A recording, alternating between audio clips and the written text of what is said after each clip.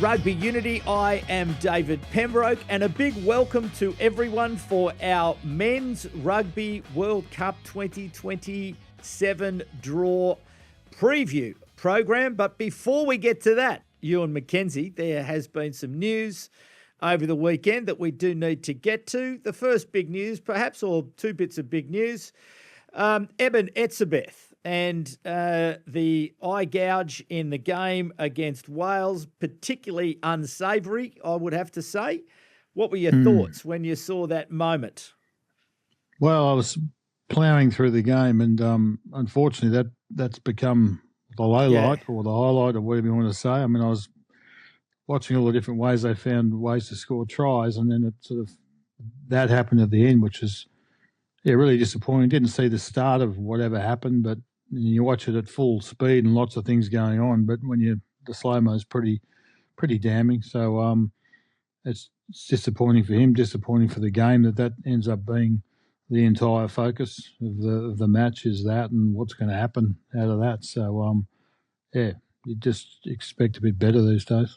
Yeah, Eddie Jones, not a great look for rugby really, and clearly lost his temper, lost his judgment, and will obviously regret doing it. And, there was probably, it's just that one of those moments, isn't it, on the field where judgment goes astray. How did you react when you saw it? Look, in the context of the game, I think it's quite a minor incident. Look, it's not good for Eben. I'm sure he regrets doing it. Yeah, it looked intentful, which is not fantastic. But I think there are huge issues coming from the game, some of which were discussed before, and definitely just for Wales, in terms of how they now fast track their progress of how they update their development system.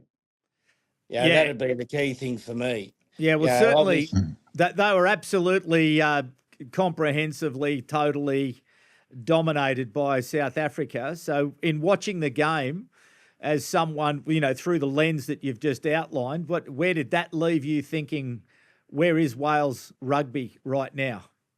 Well, I don't think it's any different from what we've spoken about. I think, they've let their development system go quite clearly, and they're paying the price for it now. And the only way they can fix it is to try to shift all the political boundaries that are put on moving and changing the system and get on with it. Otherwise, it's going to be a tough time for Wales going forward, because the countries that have done it, and we've seen it with Ireland, Scotland to a lesser extent, New Zealand consistently, are able to produce teams that are sustainably successful.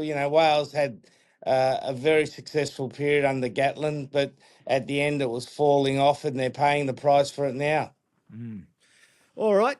The other big news from last week, or since we last spoke, is that R360 has now been delayed, or so they say, until 2028. Eddie Jones, when you saw that news, what was your reaction? It was the chicken and the egg, wasn't it? The players wanted to see the money, and the investors wanted to see the players, and they couldn't get enough to convince either party to seriously join the project. So I'm sure they're going to be looking at reuniting it post the World Cup, which I think will be probably an easier time to encourage players to make the jump. And Ewen McKenzie, your thoughts about R360 delaying till 2028? Yeah, I think it's clearly they had no choice. They didn't have the players. And if you haven't got the players, you can't get on with it. So I think Eddie's right. Post World Cup's the time where people will be making decisions about their careers, and so there'll probably be more resources and more people available to think about joining. It's just a little bit disappointing. Obviously, we've seen some of the speculation about some of the rugby league guys who have sort of terminated their league pathways and then sort of been caught short in that sense. So I guess they're going to pop up somewhere, maybe in Japan or America or something like that. It's the wrong time of the year, really, for a lot of the competition. So They've been caught short, but they'll get an opportunity. That's the risk you take, and I find the whole thing. The whole thing. The players rely heavily these days. They rely heavily on the player manager side of it, and the player manager side of it is obviously, and we've seen this in the past. I saw this towards the end of my time. The player managers have quite big stables, and the player manager himself can get quite focused on an end goal, and the stable ends up sort of drifting in that direction, and it's sometimes not always in the best interest of the players. So I think back in the early days, players didn't have agents, and they just had to made decisions, and they had the family accountant or whatever it was giving them some advice. Now it's that way, but there's no repercussion to the player managers now for these players who are in limbo. I guess they miss out on possibly on some of the wage side of it, but there's not a big ramification. But these players have only got a finite career, so I feel a bit disappointed for guys like that are in limbo. But there's only seems to be a few. But I think 28 is going to be the better window if they want to get it up and running. But I don't know that by then we'll have the Nations Cup will have been functioning and a few other things going on. So the world scene might look a little bit more look better. See what World Rugby does over the next couple of years. All right. And I'll leave it at that. I think everyone knows my views about R360. So if it ever does arrive in 2028, it will arrive. But I think the task now is for everybody to get on and get aligned and work with what we do have, because I think what we do have is enormous potential, but we just have to make what we have work a little bit better. And I think we can achieve all of the objectives that R360 have set out and more. So anyway, one of the things that we do have is Rugby World Cup. And before we get to the draw and a discussion about, the round of 16 and the changes that we've had this year, you two have got, an incredible history with this great tournament over many years, both for you, Ewen McKenzie, first as a player, then as a coach. Eddie Jones, obviously, you own many of the most historic moments in Rugby World Cup history. So maybe perhaps to you, Ewen McKenzie first, when you think about Rugby World Cup, what's a memory that comes, to you straight away? Because I go back to 1987 being at Concord Oval, to the day when Serge Blanco scored that incredible try at the end of that chaotic movement by France to basically win, break Australian hearts, and that I'll never forget that moment. But what about for you? What are your memories of Rugby World Cup?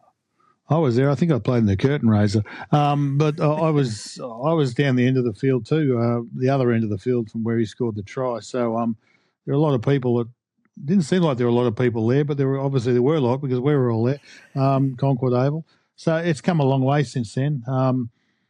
I remember it as the sort of first sort of genuine. It was the first time you're playing a competition.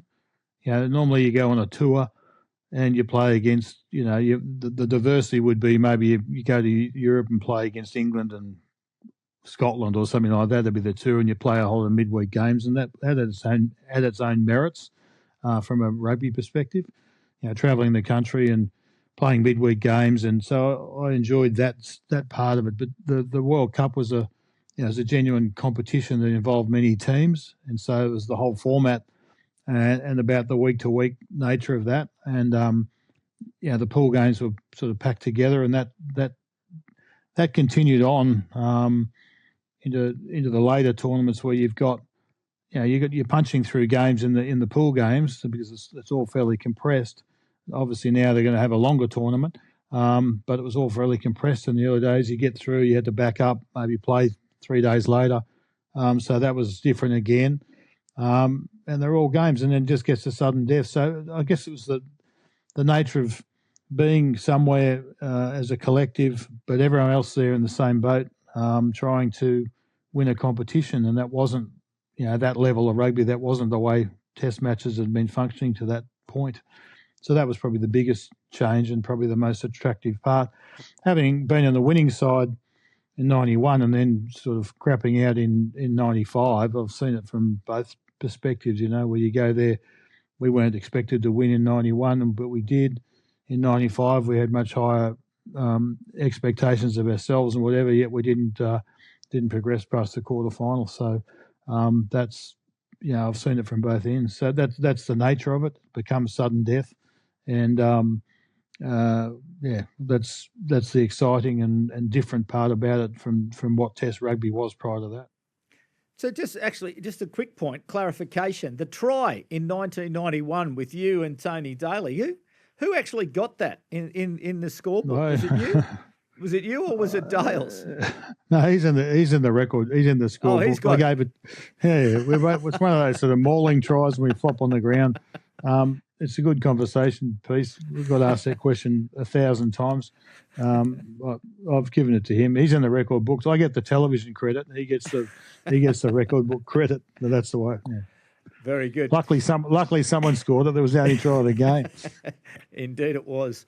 I was lucky enough to be there at that match as well, and I do remember a cover tackle from John Eales on Rob Andrew, which I think was a critical moment in the game for Australia. But anyway. No, they had a good side, England. They had a really good side, and it was a tough day at the office there. So up front, but it wasn't much of a spectacle from the scoreboard, but it was a genuine contest. Oh, it was a great contest. Very exciting. What about for you, Eddie Jones? When you think back, maybe back into those earliest days, you were obviously competing as a player for. In and around those times to be selected. But, just your thoughts and your feelings about Rugby World Cup and the birth of Rugby World Cup back in those days. Well, I remember that 87, I think, Link, we might have played Parramatta or East that day. Had a pretty convincing win. It was a beautiful sunny day. And then I can remember having a pie and a can of Tui's and watching that semi-final. Yeah, it was just like at a suburban ground. Yeah, that's right. I think we're at the Parramatta Road end. I think we're up on the hill there, just watching it. Yeah. So we didn't really know. We didn't even know what it was then. It was just the World Cup was a name, but we're all there watching, and it's really grown from there. Sorry. Go on, Eddie. Yeah. And then I remember actually going to the 91 World Cup and watching that, and it struck me then. Like the importance of coaching in that 91 World Cup final. Australia had improved throughout the tournament and obviously had a very good team. But also the media pressure that had been put on England, and part of it had been driven by Bob Dwyer about their inability to play anything but the 9-man game or 10-man game. And, as Ewan said, they had a really strong team. And I always watched that final and granted what Ewan said, it was a hard day in the office for forwards, but it was an underwhelming game to me because England really didn't play to their strengths and played away from their strengths. And they looked clumsy. They looked, not at home trying to play a more expansive game. And, it was one of the first lessons, I think, in terms of coaching, always try to get your team to coach the strengths, regardless of what the media is saying. Yeah. So that was, and then watching that 95, I can remember being in a small apartment in Maroubra Junction, just got married, had a young daughter up at night, and watching Lomu just terrorise. It was the first time you'd seen a really big winger apart from Kerwin terrorise defences, and he just set that tournament in place. And again, another great example of good coaching in the final where they put Small up, rushed on him and took him out of the game. Yeah. And so from individual moments, though, both as Eddie, obviously the Brighton miracle, pushing England to, at the 2003 World Cup final, Ewen McKenzie, you were involved in that. Eddie Jones, 2019, England to the final. Maro Itoje knocks Cole Sinclair out in the third minute. It's a great tournament, isn't it? And it does create these moments that are famous and memorable. So Ewen McKenzie, for you, is there a moment that you sort of reflect back on and you look at and you think, I'll never forget that, perhaps from 2003? Yeah, I think 2003 had its challenges because we were obviously the host team, so that made it. Although I think we insulated ourselves pretty well. We were up at Coffs Harbour a lot, and so we didn't sort of have people banging on the door or whatever. But we had some pretty tough games to sort of negotiate along the way, and we had to play Ireland and Scotland.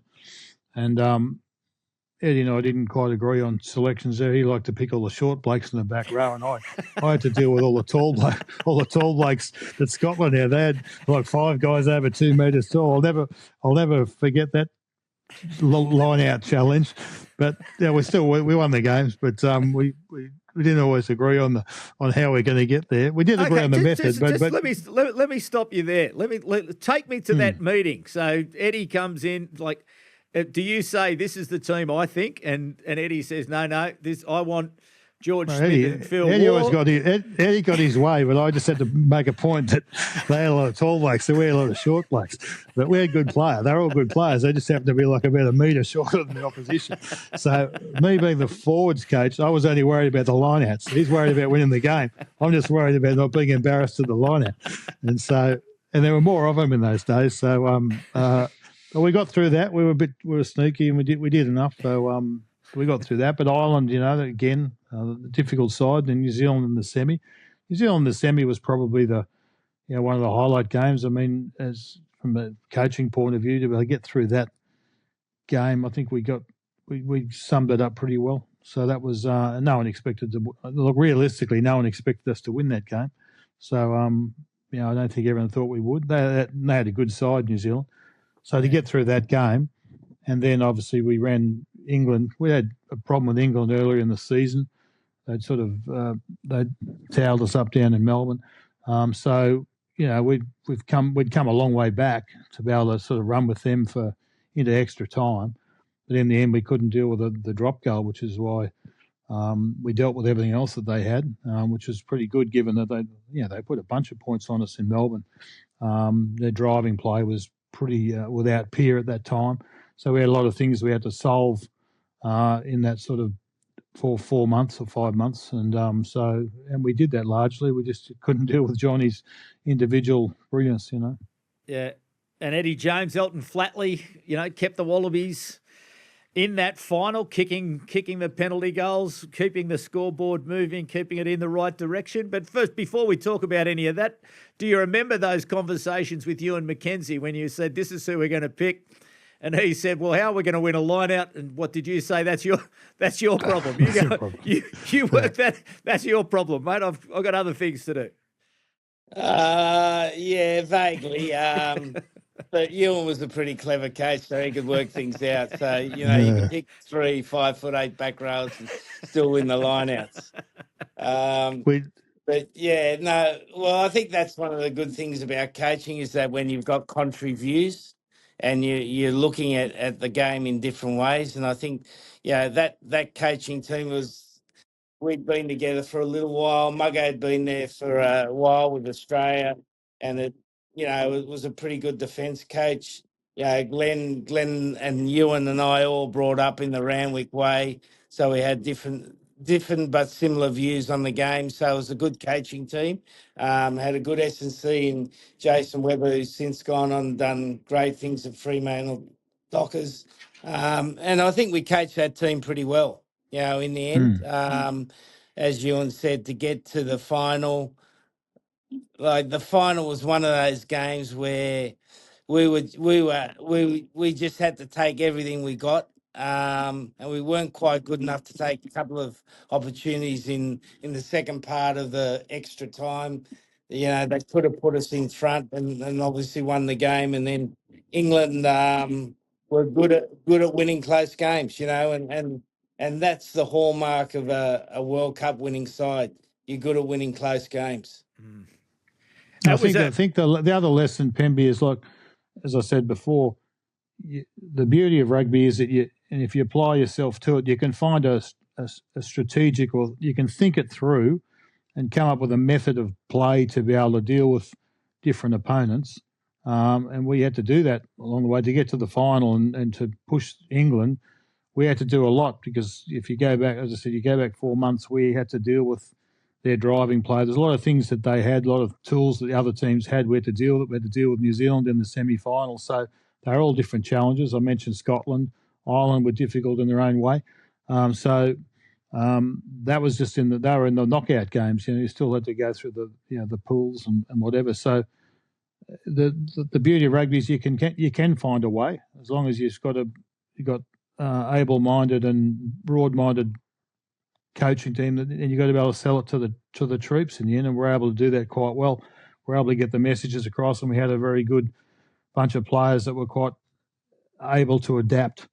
And so I remember many of the meetings we had up there at Coffs Harbour, we're going through the different strategies. It was good. It was a really good period of time from a total rugby perspective, from a coaching perspective. We had good buy-in, good facilities. All of those things helped us get the little things right on the days, and every game was different in those last 4 games.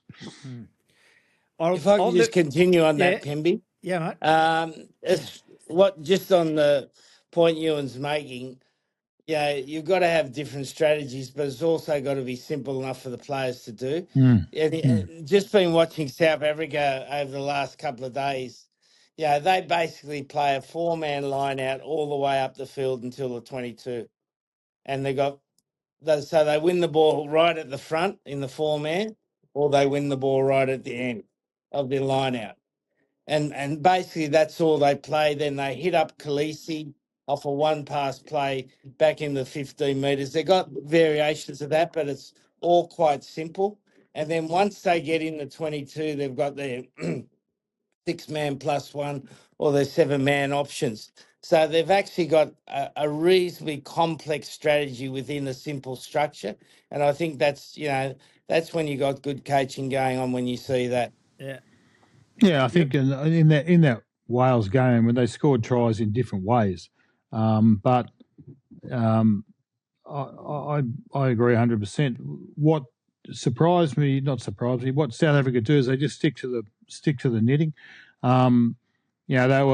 There's a bunch of times there they just the certain part of the field they just go straight to the box kick. Now you'd think they're already leading by 28-0 at half time. You'd think that they just keep running at them, but they didn't. The discipline was to stick to the game plan. They just kept doing the basic things in the different parts of the field that they do, and they just rely on that to get them. And they've got variations, as Eddie says, but they just stick to the knitting on the fundamentals, the simple bits, and that's why they can bring players in, and then they rely on the actual individual ability to beat a man. Esterhausen was very good at 12. Just being able to beat a man, get on the front foot, and then play off that momentum that they generate from someone beating a man. And Wales didn't want to tackle. The second try was terrible, the tackling there. So, and that's the difference. If you're watching Wales in that game versus what I saw with Japan, like that's where the courage and that wasn't there for Wales. But I saw it with Japan. They were happy to put their bodies on the line, and that's the difference. That makes a big difference in the scoreline. Just back to that 2003 Rugby World Cup final.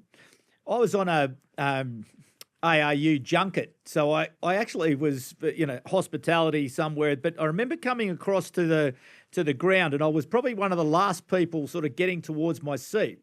But I remember walking into the stadium and seeing this sort of illumination of all the white jerseys and the noise and it was just an atmosphere that I had never experienced before.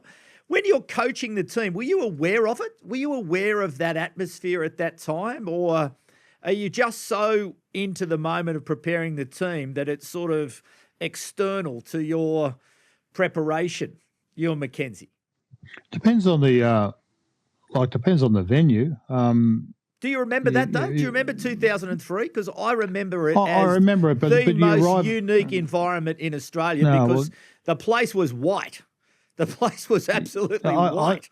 I don't recall. I don't recall that, and I know things were compromised from memory. things were compromised by the fact that they have this sort of pre-game, celebration and things like that. So therefore, that impacts on warm-ups and timing and things like that. But you arrive under the stadium and so you don't. It's only in the warm-up phase where you actually get a chance to maybe see anything. But you're usually you're on a clock and you've got to get things done, so you don't spend a lot of time looking. And that's different. Like you arrive at Twickenham, you've got to walk through the crowd, so that's different again. So each stadium has presents a different scenario. So sometimes you get a feel for it, sometimes you don't. Probably more in Super Rugby I did, but not so much in the Test matches. Just the way the stadiums are set up and how much time you can get on the field and whatever.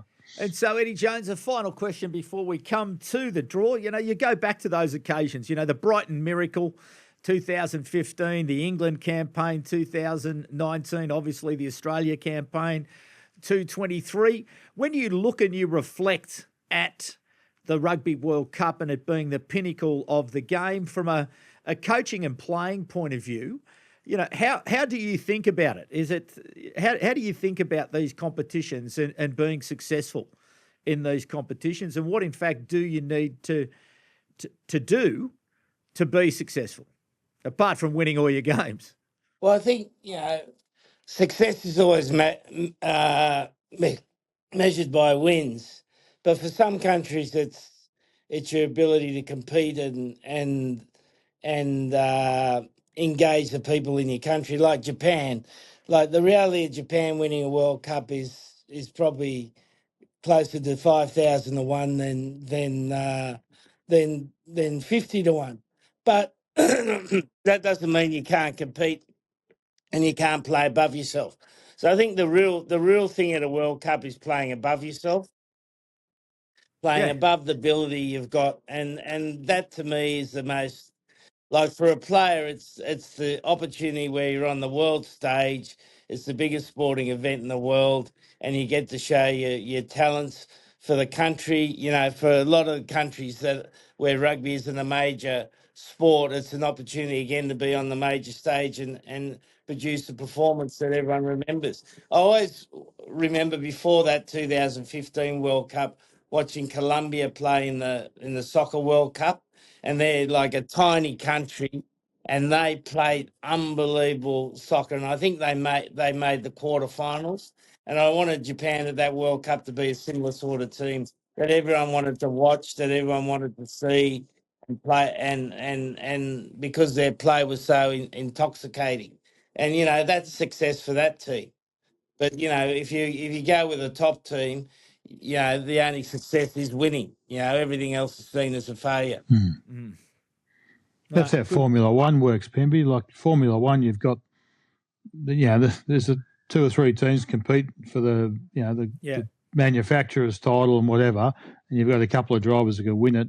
The rest are competing, and there's a mid-table competition going on, and there's a bottom-of-the-table competition that goes on. So they're measuring their success just on how they sit, whether they can finish 4th or 3rd or 5th or whatever it is. And so that all goes back to sponsorship and whether you can drive more money and whatever. So that's just the reality of it all. But occasionally they end up on the podium, and so that's a big moment. Yeah, it's interesting. I was only thinking about that this morning, with the jeopardy that is involved now is going into the final round in Abu Dhabi, Piastri, Norris, Verstappen. But again, we're coming to the end of this story, where it's had its ups and downs and, the disappointments and all the rest of it. And I think next year with the Nations Cup, with all these different teams being played, games being played at different times, there's going to be so much more interest in the game next year ahead of 2027. So again, I just think that Nations Cup next year will be outstanding. But anyway, to the 2027 Rugby World Cup, there will be more teams than before. It will now be 24 teams, and there is a new format and one big change. There is now a round of 16 as the first knockout game. So there'll be 6 pools with 4 teams each. The top teams from each pool will progress to the round of 16, while the 4 best third-place teams will also progress. Those 4 teams will be determined by competition points firstly. And if that doesn't separate the sides, then points difference and try difference will be the next factors used respectively to determine which teams make it out of the pool stage. So instead of 48 matches, which we had at the last Men's Rugby World Cup, there will now be 52 games played. Ewen McKenzie, your thoughts on this expansion from 20 to 24 teams and the fact that there will now be a first potential knockout round at the quarter-final stage? Quarter-final or round of 16? Sorry, round of 16. Yeah, round of 16, I'm wrong. Well, that's obviously that's the big difference. So you can be out of the tournament and still a long way from the final. So but I think it's good that there's some extra teams in there. I think we've got to try and, it's supposed to be a world game, so we've got to try and keep finding ways to tease teams along and give them opportunity to be able to participate. It's the only way they can, as I said, it's a genuine tournament. So, but it just means you've got to get it right. To win, you've got to win a quarter, a round of 16, quarter, semi-final. So you've got to win 4 straight. And I always used to say about the World Cup, you get through the pool, then you've got to win 3 games in a row. And I always compared that to the Rugby Championship, where you had to go and play New Zealand twice, South Africa twice, Argentina twice. And you sort of say, what's the tougher assignment? You've got to get 3 games in a row. Now you've got to get 4 games in a row, right?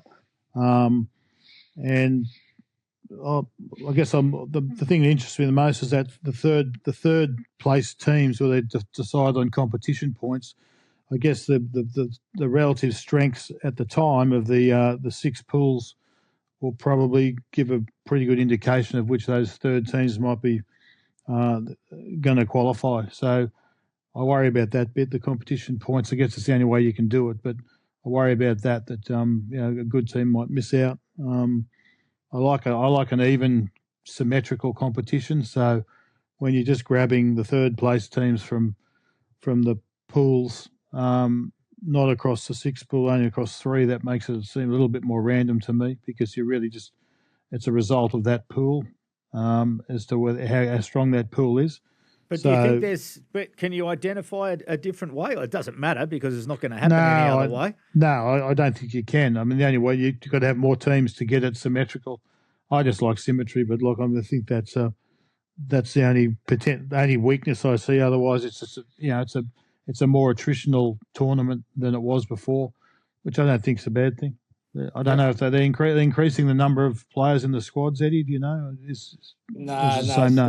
Still 33, mate.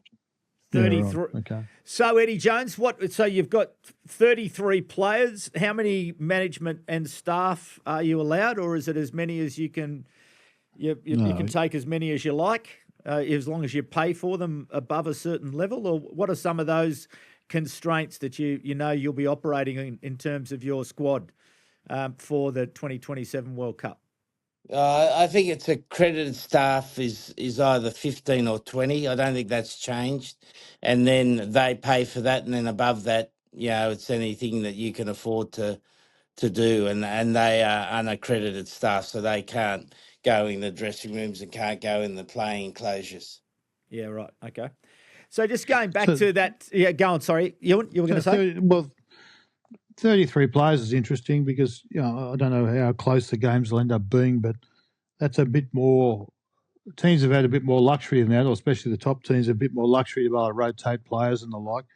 That if you've got 33, you've got 10 sitting on the sideline, but you're going to have to play. You're going to have to keep fronting up every week. And so when people talk about tours and things like that and being tired and all that sort of stuff, you've got, what have you got there? You've got a bunch of games you've got to play week after week and less than week after week. So, that attritional aspect of the tournament, I think, is quite interesting, because that's a different dynamic than, say, when you've got much bigger squads. Teams are travelling with much bigger squads and be able to rotate players better. You're not going to be able to do that so much. So that's a bit more. That makes it fairer for the smaller budget teams. But it's more of a coaching challenge for the bigger teams who have maybe not had more players available. at this, during this, particularly this time of year when they're travelling. So that's another coaching challenge. We're not talking rugby, we're building it. Rugby Unity.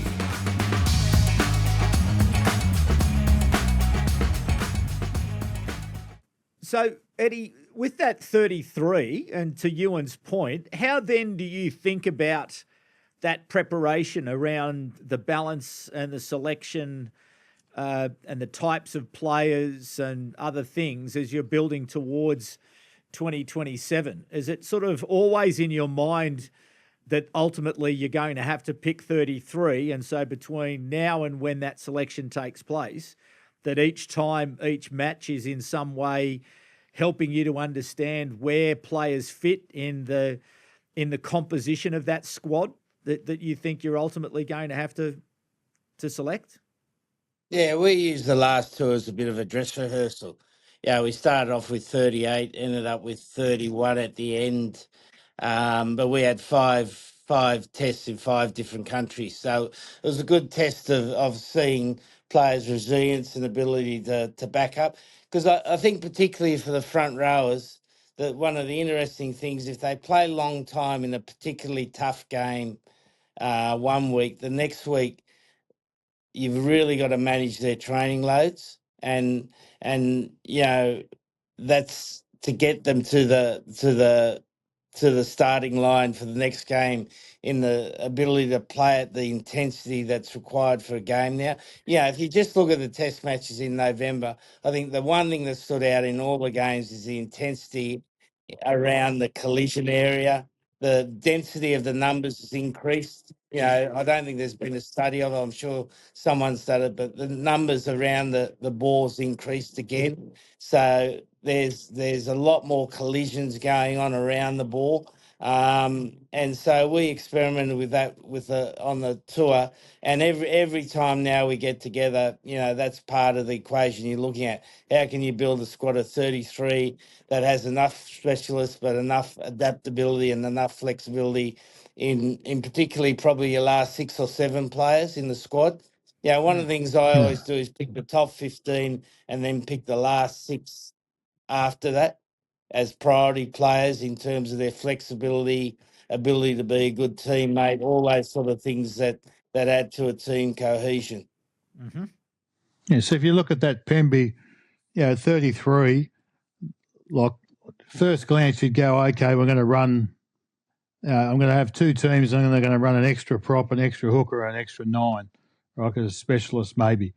But what Eddie's saying, you might have to run 2 props, so that means you start carving into the second 15. You've got to start looking for that versatility in the second 15. So that's when you're starting to get second row, back rowers and things like that to allow you to have 6 props in the squad, so you can get that rotation based on what he's talking about. Because most of the props now are playing, not more than 60 minutes, but 50 minutes is where they're at. So, the cursory answer, you go prop hooker 9, but that's not going to be the case. Some teams are going to run 6 props, maybe in the hooker and the 9s. So that means that you're going to start carving out your back rowers, and you're going to have back a versatile centre, like a Conan Moody or someone like that that's going to play wing centre. Those sort of guys are going to become very valuable. Hooker is another one for South Africa. Those sort of players that have got versatility across the back line are going to become very selectable. So it's not going to be it's not like other tours and stuff where you can just have, as Eddie said, he travelled with 38. And I'm sure other teams have been doing the same. You got to really think it through. You can obviously replace players. If you get an injury, you can replace a player, but that player has to leave the tournament, and then you replace them with someone else. So if you get across a longer tournament, if you get a medium term injury that's maybe 3-4 weeks, then it becomes a challenge as to what you do about whether you carry that player or not. So there's a lot in that space. I like the idea that it's still only 33 because I think that really makes teams have to think, and it allows some players who are perhaps maybe not the best player in the position but they're more versatile to maybe get a run. Interesting also, Eddie Jones, and Eddie has just had to pop off. He's got to go and probably do some more work to try to understand who, in fact, may be in his 33. But interesting, Ewen McKenzie, that idea of selecting a top 15 of your squad, but then going to the last 6 and looking at not only flexibility and adaptability in those last 6 players, but character and the ability to be a teammate. Is that how you used to think about it as well? Is that you'd be looking? Yeah, there's no doubt that it's quite possible that you can go through a tournament and not get a game. That's possible. Now, teams have been far more flexible in recent times to be able to give guys an opportunity, and it depends on the squad. But I recall in '91 I think David Knox and Richard Toms didn't get a run.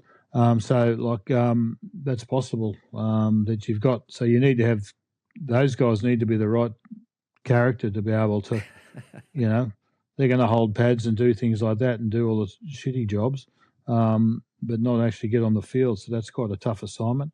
They don't know that. You don't know with injuries and stuff, but sometimes it just pans out that way. Yeah. And so you've got to have the right types of people in the background as well. So that's certainly something else you think about, depending on your selections. But yeah, I think it's a really, we spent a lot of time in 03 talking about the squads. We spent a lot of time watching club football, trying to work out the final composition. So we spent a lot of time because it's important. It's a difficult mathematical exercise to make sure you've got all the different, and sometimes it just doesn't go right for teams. You get a couple of injuries, and we've seen that in the past. I think in the All Blacks, they were digging deep at 10. I think back when the tournament was in New Zealand, they were digging real deep. They were down to their fourth choice 10. So, and they got there, but that's what happens. So, in this new format as well, despite adding 4 extra teams, the pool stage will now in fact be shorter. And still only play the 7 games, 3 games in the pool stage, then round of 16, a quarterfinal, a semi-final and a final. Rugby World Cup in 2023 lasted 50 days in total.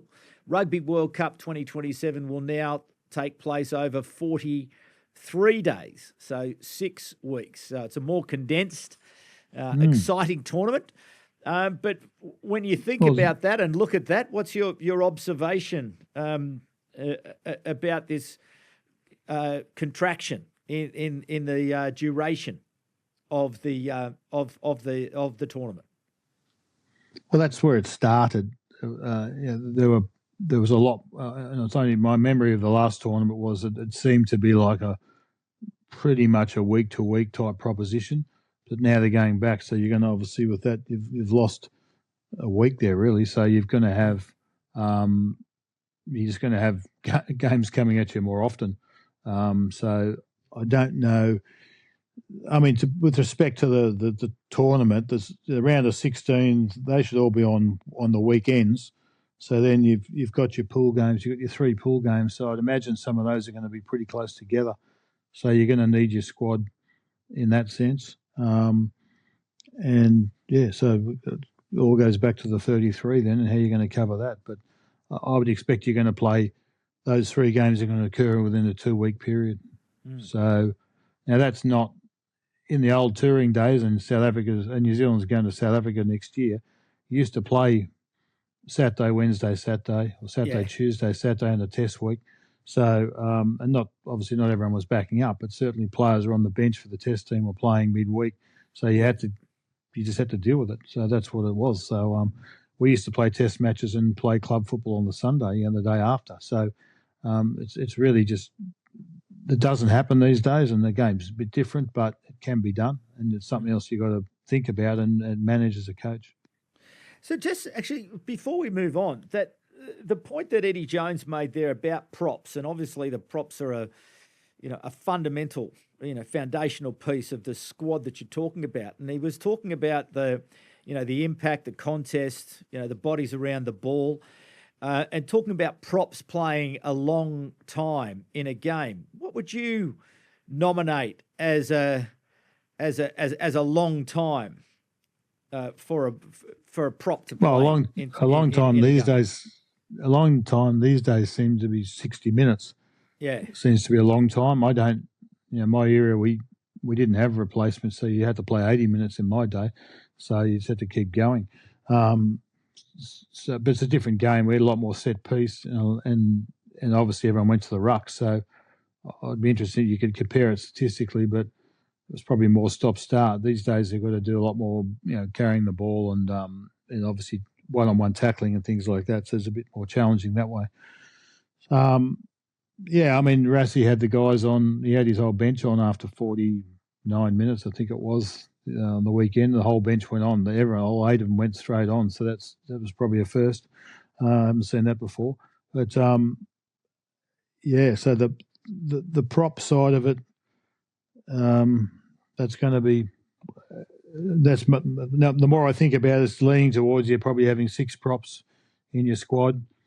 You're going to have 3 hookers, and you're going to have 3 9s. So what's that leave you left for your second 15? You've got So someone's going to miss out. But the props here, I don't know. I don't see props going much longer than that. It just seems to be. But in my head, I think, is that just because everyone else does it? They all seem to swap props at the same time. I don't know if the telemetry is telling them that. Everyone's got a GPS tracker on them, so they can obviously measure the velocity and speed and impact and all things like that. So they've got some empirical reason. But I often think they do it because the other team does it. So they swap props, so the other team swaps props too. So you've got fresh props playing fresh props. Whether you have to do that, I don't know. I wouldn't. I'd probably do it a bit differently, but that's just me. I think guys like Tupu for Australia should be playing 60 minutes, but they seem to get him off at half time and whatever. He's a big unit, but I think you've got to find a compromise between size and durability. So, I think you've got to be getting the props to run 60 minutes. It's got to be what you've got to try and do. Mm. So we will move to the third voice before we come back and have a look at the different bands as they are, and also looking at the different venues and the pool matches that they have. But again, thank you to the audience for your ongoing contribution as the third voice to this program. And Arnaud on TikTok says, keep up the good work. Thanks, Arnaud. We certainly will. And Ed Hunter on YouTube, fast becoming my favourite podcast, guys. None of the clickbait rubbish we get from a lot of ex-players here in England. Always interesting, great stuff. Ed, no problem at all. So to some audience question, Anthony Ellum on YouTube, in regards to 15 on 15, Ewen McKenzie, would interchange work in rugby union with a limit, of course, like rugby league? Would it speed the game up if we played interchange, people coming on and coming off? Yeah, I think it would speed the game up. I actually think that the answer is maybe using the interchange in the sense of keeping in response to yellow card scenarios and the interim red card scenarios. We should be using an interchange in that environment. But if you use it, the penalty to the team is that player's already been used. So you can't have unlimited. There's a finite number of changes. You have to work out whether you want to have that as if the guy someone has to come on and replace him for 20 minutes, let's say a 20-minute red card, then that guy goes off again. Then you have to work out whether that guy gets to go on again or not. So I don't think having more replacements is necessarily a good thing because you need to have fatigue in the game. And it's a stop-start game and can be slowed down a lot. If you don't have fatigue, you don't get as many tries. You need to have fatigue so people have to make decisions under pressure. So I worry and I watch other sports where they've increased the number of interchanges, and it definitely makes it faster and more aerobic, but you lose out on the fatigue side of it, and therefore you probably won't see as many tries. You need to have needs to be an attritional game, so you have to be able to tire people out. Ian Simpson on TikTok. Henry Pollock is doing a good job of getting rugby out in the public eye, and it is needed. Rugby gets very little coverage in the news and on TV. Ewen McKenzie, your thoughts on Henry Pollock's rise in popularity? Yeah, I think we discussed it last week. I think it's a good thing for the game. If you asked me 10 years ago, I might have a different opinion, but I think it's where the game needs to go. What he has to do is just get the balance right in the end. You've got to be. He's not a starting player for England yet, and maybe he never will be. He might always be that impact player like Quagga Smith is for South Africa. So it's a matter of defining. We need the promotion, so he's showing the way where the sport needs to go, but obviously from his own perspective, he needs to, he'll want to get in there and own an England shirt, and be on the field at the start of a test match. So he's got unfinished business from the football side of things. He's got unbelievable talent, but you want to be a starting player, I'd imagine. So it's just a balance about that. You don't want to be the guy that you want to be. He'll want to be remembered for his football ultimately, not just for his social media dalliances. So, but I think he's showing the way where the sport needs to go. Yep. Sassy Holter on YouTube. 2 awards caught my eye: Coach of the Year and Referee of the Year. Coach of the Year has gone to John Mitchell of England's Red Roses. I've seen 1 or 2 South African fans and egg chasers too, to my surprise, complain that it's gone to a women's coach and hasn't been split between men's and women's to allow Rassie an award. Ewen McKenzie, your thoughts about that? Did Rassie Erasmus deserve to be the Coach of the Year? Well, I'm not sure. If you look at the other awards, like Player of the Year, and I think they've done that by the men's and women's game, I think. I don't know why they would combine that from a coaching point of view. I don't know why. I don't know why you wouldn't have just two categories, I would have thought. But I can see why John Mitchell got it. He's done an outstanding job. But it seems to me like it's the rules around each thing seems to be different. So I would have thought that across all categories you would have had them, from a logical point of view, had a women's and men's winner, try of the year, all those sorts of things should have been divvied up. So it doesn't nice make to sense get the accolade, I suppose, but really, ultimately, I'm sure Rassie Erasmus he'll be quite fine. He'll sleep without the fact that he's got the. He'll be right. He'll get over it. Right. Okay, PPOP on YouTube. Is strength and conditioning an area the Wallabies should improve in? I, for one, think Taniela Tupou needed to focus on this area throughout 2025. Seeing some of the older footage of him in full flight is a sight to behold. Ewen McKenzie, did the Wallabies get their strength and conditioning right? Look, without knowing the detail, it's hard to know. The things that if I'm looking from the outside in, I think the Wallabies have to look at or do a summation of where they had a lot of training injuries. So you have to look and see the nature of those injuries. We never get full explanations, so I don't know. And I'm not trying to sort of scaremonger or whatever. I just need to understand the S&C or the fatigue or the stress in training. Sometimes you get contact injuries in training, that's fine, but sometimes you get injuries through repetition and other things, and they're not always related to football. It could be related to the strength and conditioning program. I've been involved in programs. I remember one, I think it was 1992, I think Bob Dwyer decided that, this is when aerobics was becoming big. He decided aerobics was a good way for us to do a preparation for an overseas tour. We're going to the US and to France. So he had us all. We're all in the studio, yoga, aerobic studio, bouncing up and down on our calves for an hour. And of course, I think there's about 5 of us that couldn't play the first Test match because we'd buggered our calves. So don't ever think that there's that you can't shoot yourself in the foot literally. We managed to do it, so none of us could play in the first Test against the US. But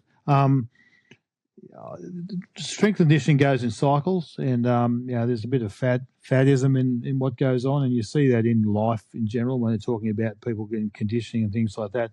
I can recall, that there's been different phases in rugby in my time where it was, for instance, preparing to train and preparing to play.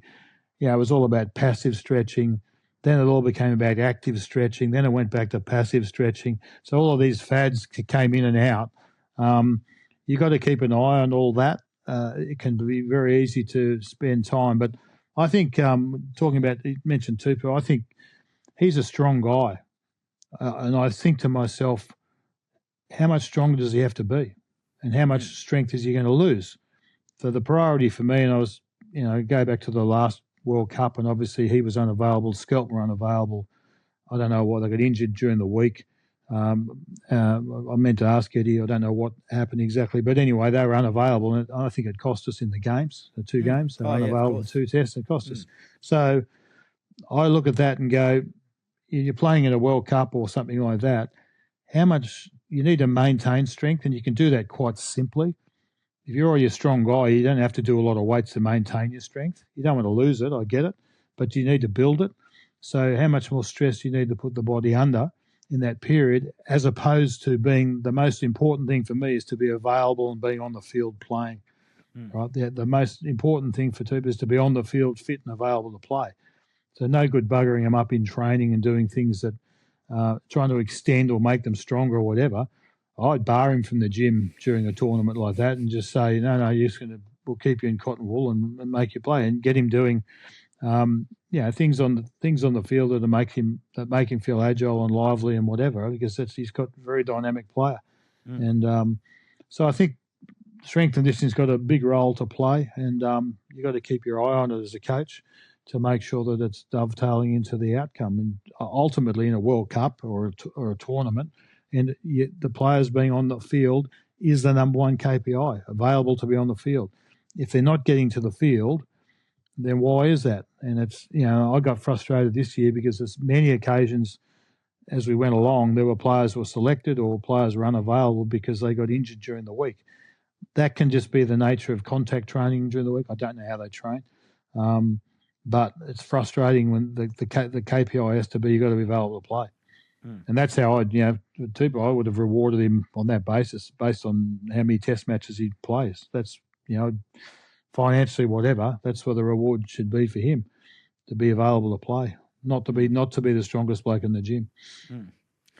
Final question from @BlockMist on TikTok. If Australia doesn't make it to the semi-finals of the 2027 Rugby World Cup, I personally think that trying to win back casual fans to rugby will take a massive step backwards.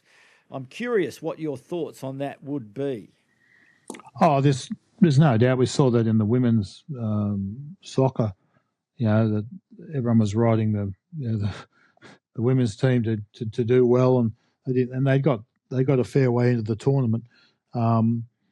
Australians like winners, and that's how we're structured. We're always interested in the team that's doing well. So, yes, logic would say you need to get into the semi-finals or whatever to have the fan base appeased. But there's some major challenges. It's just not the rusted-on rugby people, isn't it? I think the question really is about the that's wider... right. To get the hearts and minds, and to get yourself on breakfast television and stuff, and on the channels that don't normally cover the game. That's what you've got to be. You've got to be in the tournament, deep into the tournament.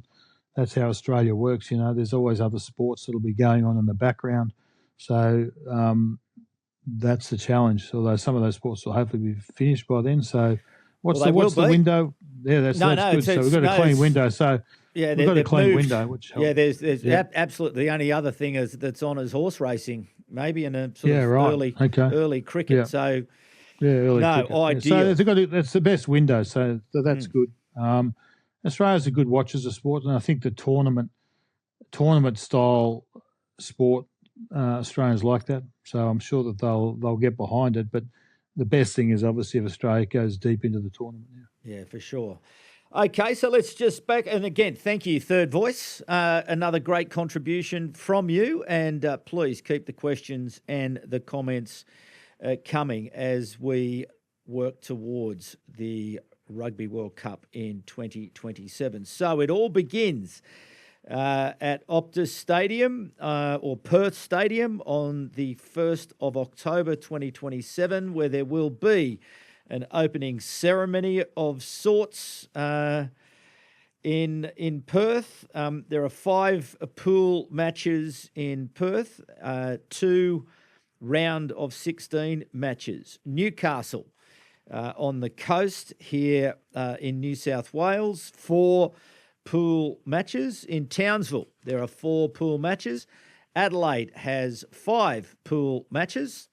Brisbane, 6 pool matches, 2 round of 16 and 2 quarterfinals. Melbourne, 7 pool matches and 2 round of 16. And Sydney, 5 pool matches, 2 round of 16, 2 quarterfinals, 2 semi-finals, the bronze final and the final. Ewen McKenzie, that's the mix. What's your thoughts about that? The first thing that jumps to mind for me, obviously living here in Canberra, is that the Rugby World Cup in 2025 will not be taking part in Canberra. Lots of controversy down here about that. The government decided they did not want to pay the money that Rugby World Cup were asking, and so Rugby World Cup said, okay, fair enough, we'll go elsewhere.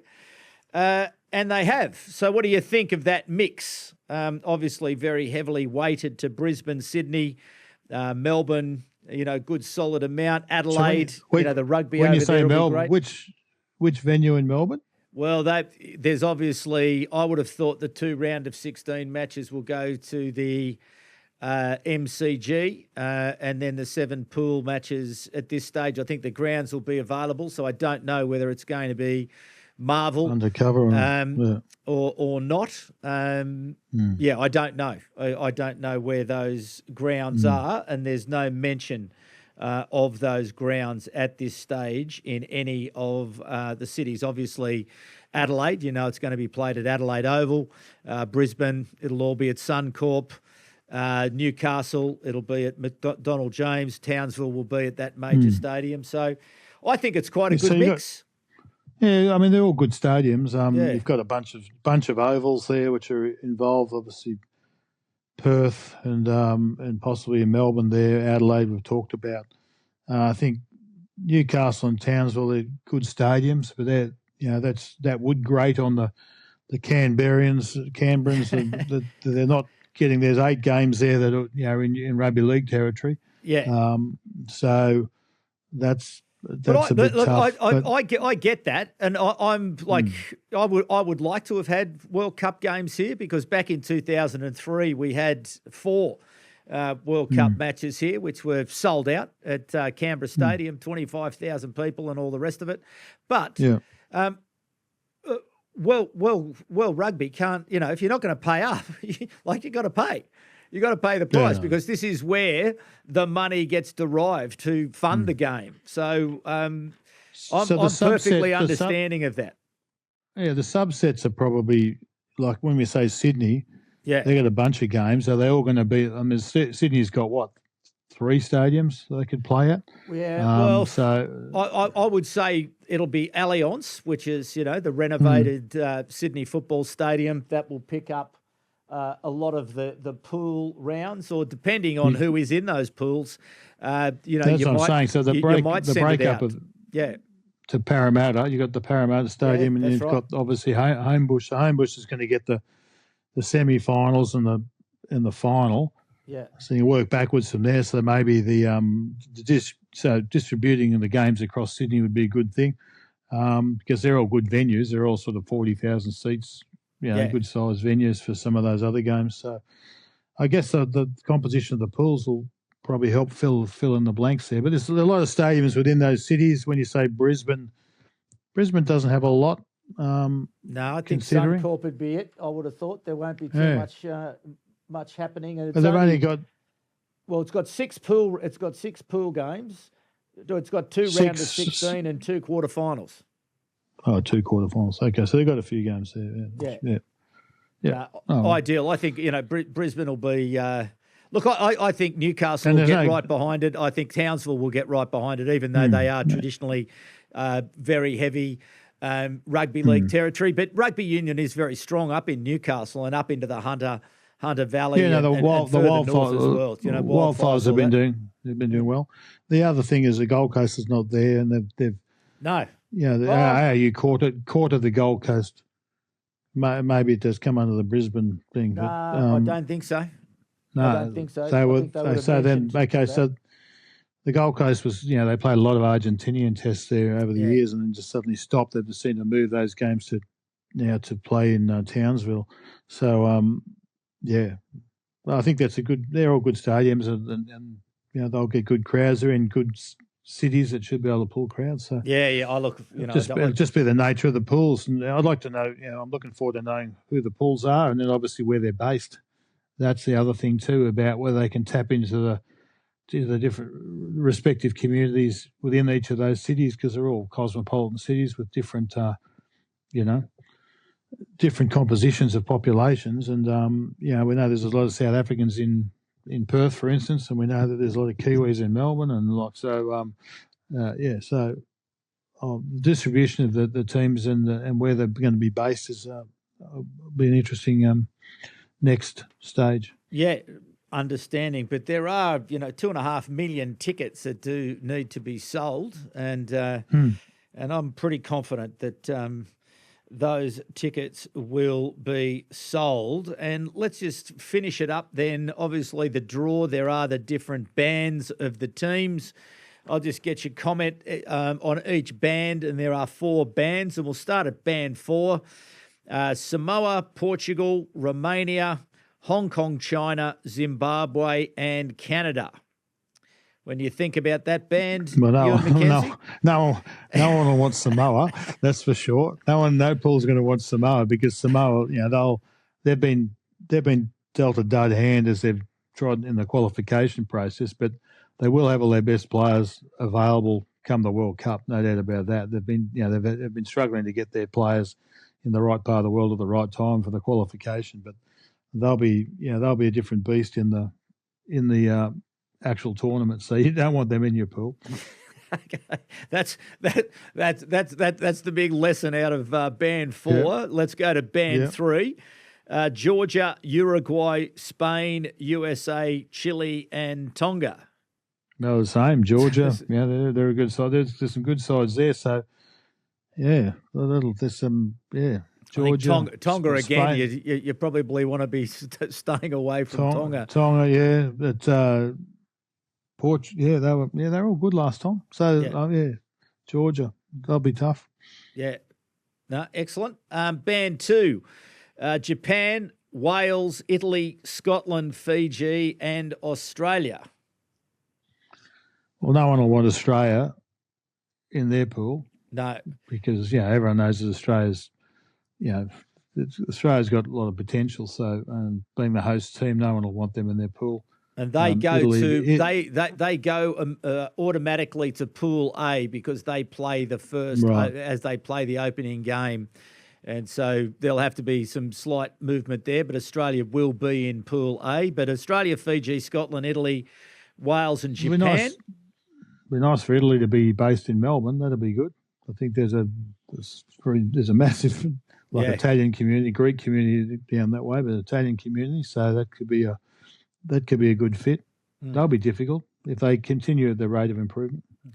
Yeah, well, certainly with the Nations Cup next year, and I think I might have mentioned it a couple of shows ago, I'm just absolutely thrilled to pieces that both Japan and Fiji are now going to have that opportunity to compete in that top tier of the Nations Cup next year, because it's the improvement that we've seen in Japan over the last 12 months give them a little bit more time. And as Eddie Jones suggested earlier in this program, okay, they're not going to win the tournament, but certainly I think they want to make a reputation for themselves, just as they did back in 2015. So that is band 2.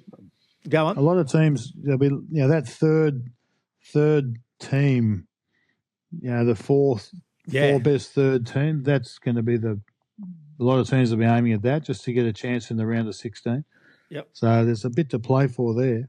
So you've got to, in other words, the point is you've got to be competitive. Even if you're not winning, you want to be competitive in terms of competition points. So whether you're taking your kicks at goal, things like that, but you want to stay in touch. You don't want to be getting towelled because that's going to stuff you on for and against. So competitive teams will hopefully be the ones that push through into the round of 16 from the third position.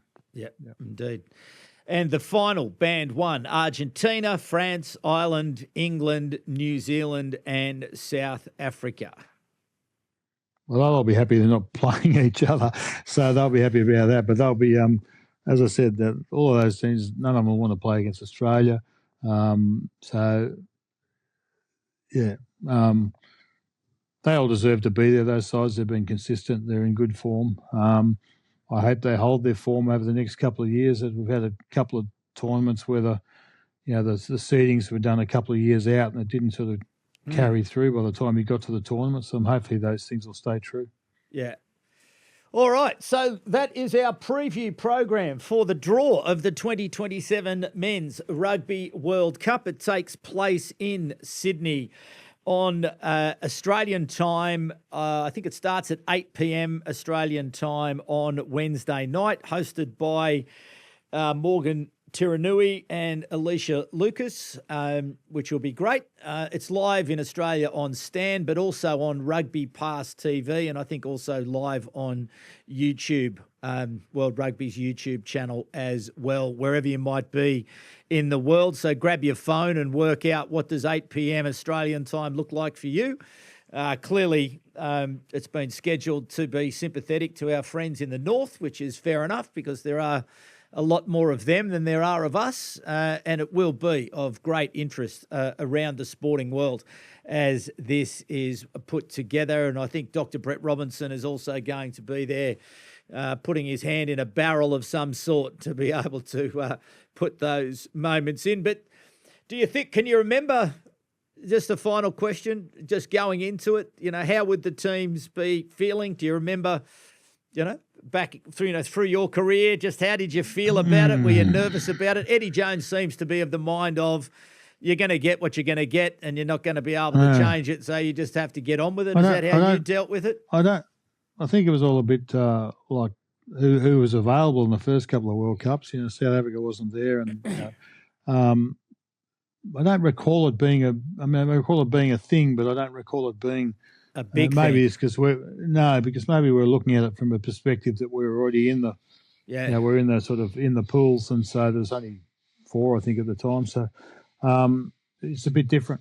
So this seems to have a bit more excitement about it. There's more teams, so obviously more the cards will fall different ways. So Oh no, it's exciting. It's a big week. This is a huge deal. It's a huge deal, and I do think for Australia as well. I have every confidence. Highly competent team at the organising committee, assembling it. We have great experience in this country of running big events, so I think the whole. I'm probably more interested in where they end up. That's right. Yeah, when you go wherever you play your pools, you become part of the local community, and you connect, and so you end up developing your own little fan base for the tournament within the community, whether you're in Townsville or wherever it is. Yeah. So I'm more interested in where the teams end up that way, because I think there's some real opportunities to exploit that from a marketing perspective for the tournament and connecting with the community. So where the teams end up being based, Australia included, I don't know. Back in the day, we were able to sort of choose those things. I'm not sure now if you're allocated, because you're coming from an allocation point of view rather than being in the first band or in the second band. If you're in Pool A, do they know where Pool A is going to be based, or is that going to be decided after they see who's in Pool A? That's probably more of a question for me of interest. Yeah. Well, we'll have to. Well, we'll see a little bit more detail. I suppose the other thing is also it's in October into early November, Townsville. It'll be pretty warm up there.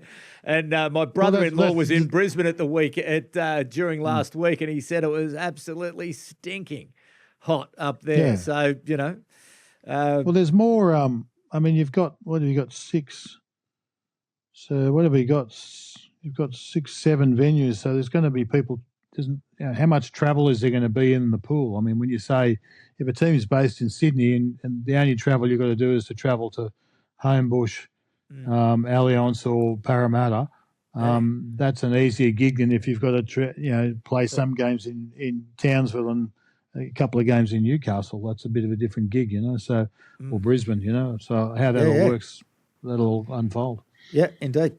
All right, well, let's look forward to Ewen McKenzie, and we will look forward to your company again once we have those questions answered, and we will be able to share those with our community of rugby fans around the world who have stayed with us on this journey through the first part of this year as we've established this Rugby Unity podcast, which does have a very simple mission, which is to help secure the future prosperity of rugby union around the world. And really, the Rugby World Cup is just about as important as most anything else in contributing to that successful mission. So a big thanks to you for coming back once again.